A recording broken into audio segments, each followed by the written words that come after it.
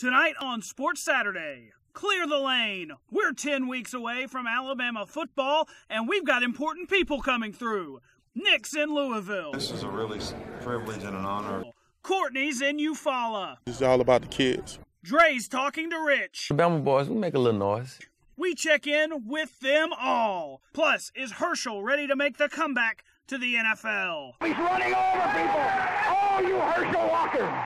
Oh yeah, so gather round. We're all friends here. Most places are only doing 4 minutes of sports tonight. No way.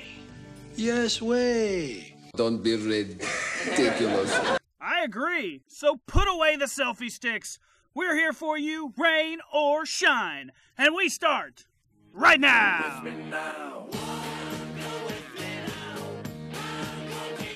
From the campus of the University of Alabama, live sports from Alabama's sports team. This is WVUA Sports. Well, it didn't take very long for the undrafted Trevor Lacey to land with an NBA team. The Eastern Conference champs, the Cleveland Cavs, picked up Lacey to be a part of their summer league team. Lacey, of course, played 2 years in Tuscaloosa before transferring to NC State, where he promptly led the Wolfpack in scoring a year ago. Still no word on where Levi Randolph will end up. Welcome in, everybody, to Sports Saturday. I'm BJ Milliken. Jen Chapman has the night off. We're just 10 Saturdays away from the beginning of college football season. It's hard to believe. So we lead off with a former Bama star giving back to his community.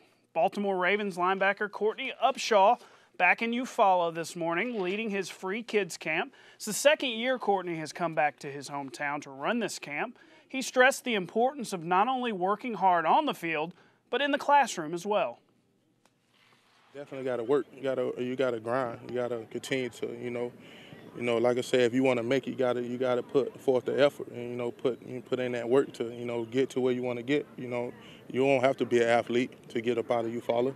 I mean, you can go to college and be whatever you want to be, engineer, anything, doctor, what I'm saying? But you got to put in necessary work. And like I said, it starts in the classroom. Luckily, when I got that first scholarship offer from Auburn, I was told I had to get my grades right. So, before it was too late, I started to get the help that I needed. And so, I mean, I tell the kids, like, it starts in the class. So, start early, too, so. Upshaw certainly learned a lot from that guy. Nick Saban, the Crimson Tide's head coach, was in Louisville last night to accept the Blanton Collier Award given out for integrity on and off the field. Coach Saban was asked about how he's enjoying a little summer vacation this year. I used to get itchy after about 3 days on vacation, but I think when you get a little older, you get a little wiser and you learn how to be where your feet are. And if it's a day to play golf, enjoy it. The season's going to come. Now you do have to invest some time in preparing for the season, and I always look forward to that. So we try to create some balance in our life, and with the maturity that we've gained. How long did it take you to realize you need to have that balance? About 40 years. Years, not too bad. Potential bad news, though, for Ole Miss All-SEC offensive lineman Laremy Tunsil. He was arrested Friday in Oxford for punching his stepfather. Now, Tunsil was allegedly protecting his mother in the incident, which happened on Thursday. Head coach Hugh Freeze released this statement on Saturday saying that he could have handled it differently, that's Laremy, but he was proud that Tunsil was protecting his family. Now, Laremy and his mother have pressed charges against his stepfather. Now, Tunsil is sure to be a high draft pick in the NFL when he does decide to go pro.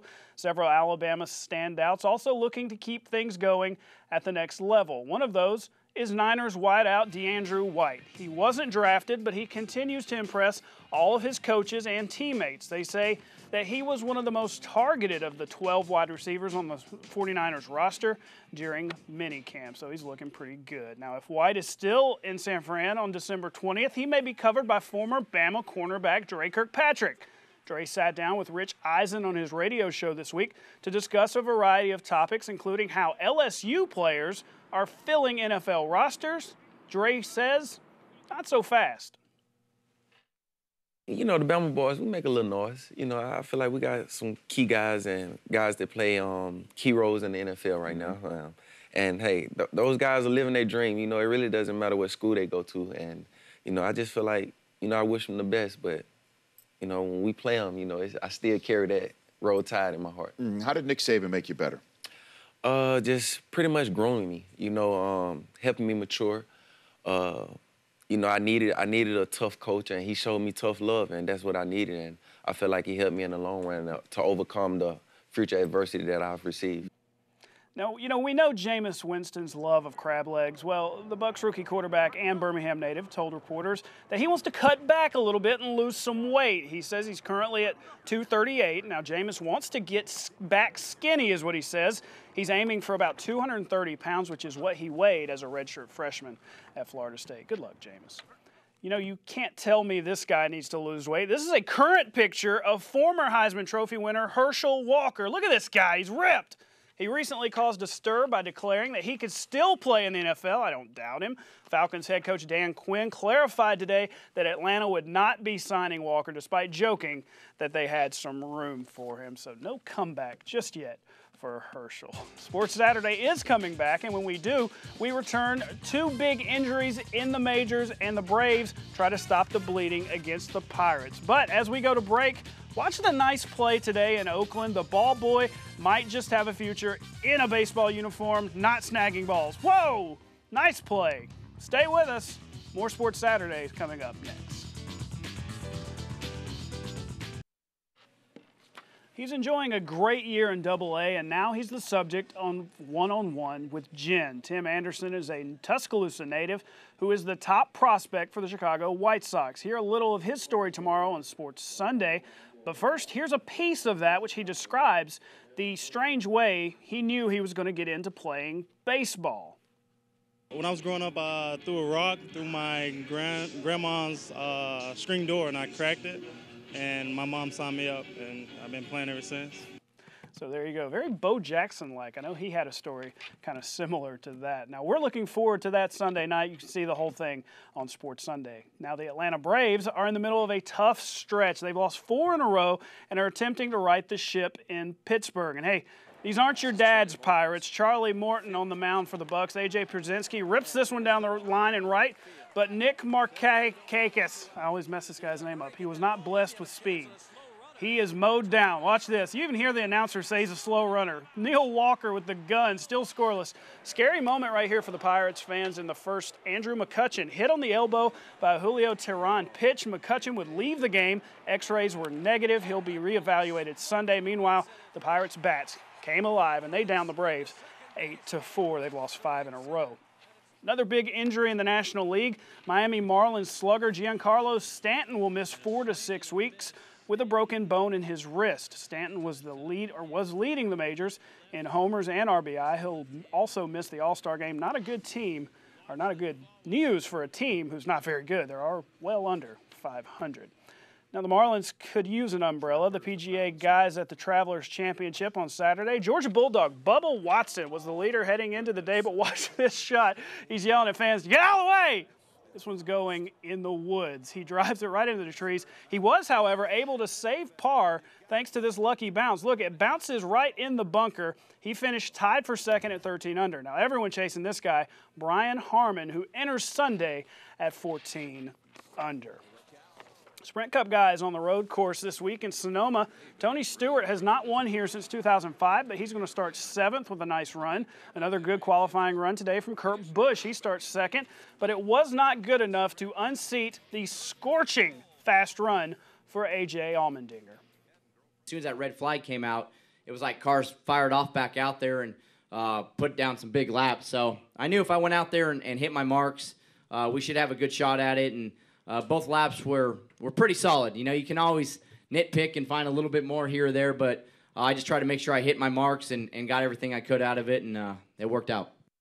Those road courses are always fun. It kind of reminds me of the games I used to play on Nintendo back in the day. Here's the starting grid for Sunday's race. Allmendinger, that's a humdinger of a name, will try to win for the first time ever at Sonoma. He's followed by Kurt Busch, Matt Kenseth, Kyle Larson, and California native Jeff Gordon. Hey, we're wrapping up Sports Saturday next with an amazing feat that began right here in Alabama, and also Avery Johnson honored tonight. We'll have the video when we return. We've all felt the need to compete in a triathlon, right? No? Okay, well, what about 50 triathlons in 50 days in 50 states? That's what James Lawrence is doing. He calls himself the Iron Cowboy, and he's racing to bring awareness and raise funds for childhood obesity. He says it's going to be tough, but it's well worth it. People are concerned about, my heart rate and my health, and when I'm on the bike, I'm sitting at 103 heart rate, and adults with obesity and heart problems, their heart rates are much higher than that all day, 365 days a year. Now, by the end of this, James will have swam 120 miles, biked 5,600 miles, and run 1,310 miles. Pretty impressive. I don't know if I could do it. Now, much more sports coming your way tomorrow on Sports Sunday. Before we go, here's some scenes from Louisiana Sports Hall of Fame banquet tonight, where Alabama coach Avery Johnson, one of 8 new inductees. Congrats to the coach, and we'll see you tomorrow on Sports Sunday, where you'll see one-on-one with Jen and Tim Anderson. Good night, everybody.